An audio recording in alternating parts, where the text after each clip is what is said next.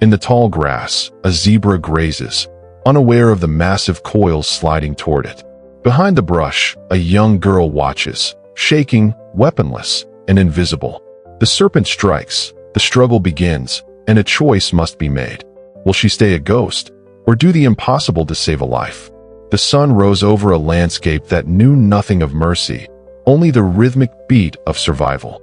Here, the air was thick with the scent of damp earth and the metallic tang of blood, a world where every rustle in the tall grass was a question of life or death.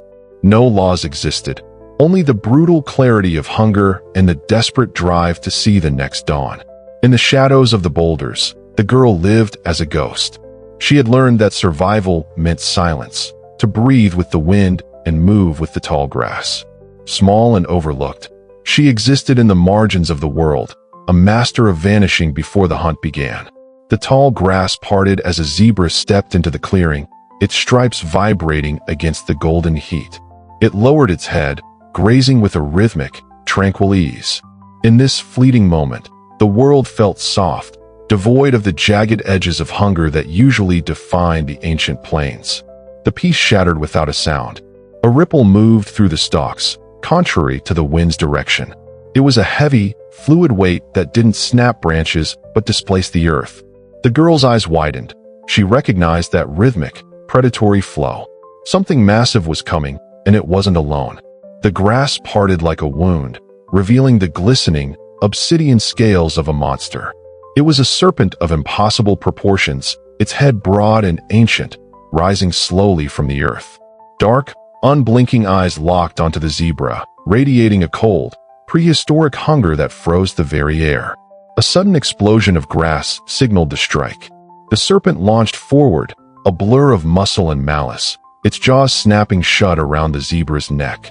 There was a sickening thud as the impact threw the animal down, followed by the wet, suffocating sound of massive coils tightening for the kill. The girl's heart hammered against her ribs, a frantic rhythm of retreat. Every instinct screamed for her to vanish into the safety of the distance. To stay was death, to run was to survive. Fear was a cold command. But as the zebra's rolling eye met hers, the girl's legs betrayed her fear. She crossed the invisible line between ghost and participant. Each step toward the writhing monster felt like falling, yet she moved forward, her small hand reaching for a jagged stone. The impossible had begun. She hurled a stone into the distant brush, the sharp crack drawing the serpent's cold focus away. As the massive coils loosened in confusion, she threw a handful of stinging grit, blinding the beast with the ancient power of cleverness. The distraction failed. The serpent hissed, its head swinging around with terrifying speed. Cold, slit eyes locked onto the girl, recognizing the small intruder. Suddenly, the hunter had a new target. The predator uncoiled, surging toward her like liquid death. She dove into the jagged rocks, her small frame vanishing as the serpent's head hammered against the stone. The beast hissed, unable to follow. Outside, the zebra bolted into the distance. Finally, the sliding scales faded, leaving behind a silence no longer filled with fear, but with the weight of survival. The girl emerged from the safety of the stone, her small frame silhouetted against the sky, painted in shades of bruised purple and dying gold. The zebra was gone, a free soul lost to the horizon, and the serpent had retreated back into the cold indifference of the deep grass. She looked down at her hands, shaking, scraped, and coated in the dust of the ancient earth, and felt a strange, new heat rising in her chest. The plains remained as cruel and vast as they had been at dawn, but the girl was no longer a ghost haunting the margins. She had stood at the center of the world's violence and refused to be swallowed by it. She had traded the safety of silence for the danger of a choice. As she walked back into the lengthening shadows, her stride was different, deliberate, and grounded. She was still small, still a child in a world of giants, but she carried something heavier than fear. She carried the knowledge that she could change the ending of a story. In a world ruled by instinct, she had found her heart, and it was the strongest thing alive. Charged with the explosive tension of the hunt, she was no longer just an observer watching the world's brutality from the safety of the shadows. She was the center of it. The predator had turned, and as it began its slow, deliberate glide toward her, The girl realized that the courage she had found to save another was now the only thing that could possibly save herself. The predator's strike was a blur of scales and shadow, but the girl had already committed to the earth.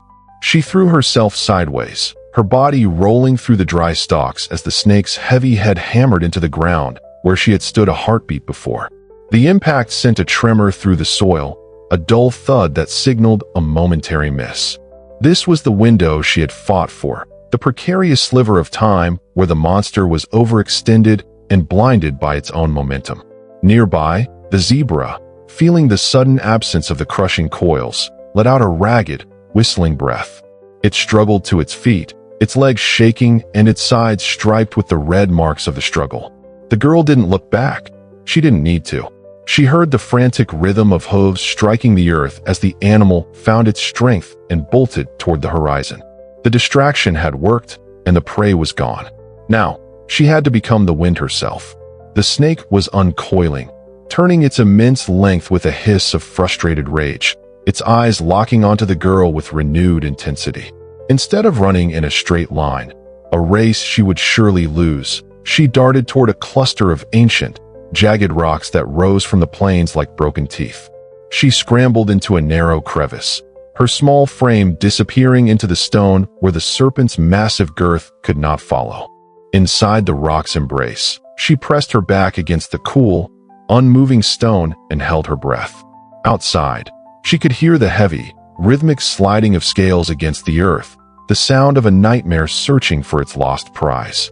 Slowly, the rustling faded into the distance as the predator, denied its meal twice over, retreated back made of ordinary moments. The girl watched from afar, barely more than a shadow among the rocks. From this distance, the zebra looked untouchable, strong, balanced, a creature perfectly shaped for this land. There was a time when she believed animals like this were safe simply because they looked like they belonged, because they moved without fear, because the world seemed to make room for them. The zebra lifted its head and paused, chewing slowly.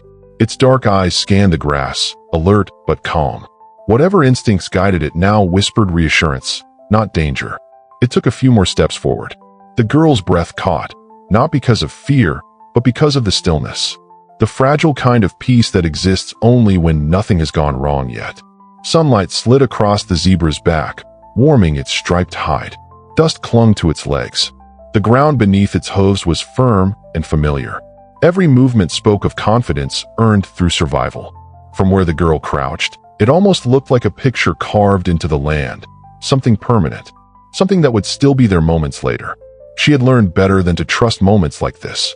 Still, she watched,